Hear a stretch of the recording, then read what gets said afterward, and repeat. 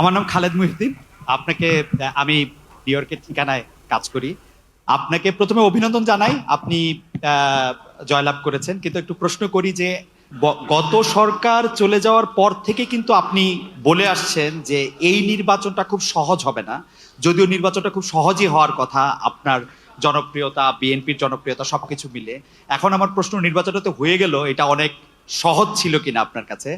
আর এই প্রশ্নটার একটা ছোট্ট লেজ হলো যে এরকম, যে একটু অভয় দিলে বলি যে আপনাকে কোনো এই 200-র বেশি আসন পাওয়ার জন্য আপনাকে কোনো ইঞ্জিনিয়ারিং করতে হইলো কিনা? It's like, thank you so much.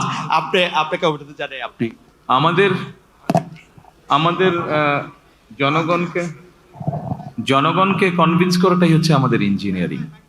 জনগণকে আমাদের আমাদের যে ইঞ্জিনিয়ারিংটা ছিল সেটা হচ্ছে জনগণকে আমাদের পক্ষে নিয়ে আসা, সেটাতে আলহামদুলিল্লাহ আমরা সফল হয়েছি।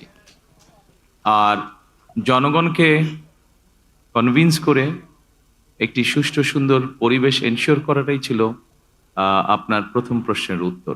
অর্থাৎ যেটা আপনি বলেছেন, যেটা আমি বলেছিলাম কঠিন হবে কিনা, অবশ্যই যে কোনো ভালো কাজ, ভালো গোল অ্যাচিভ করতে গেলে তো কষ্ট করতে হয়, কঠিন হবেই।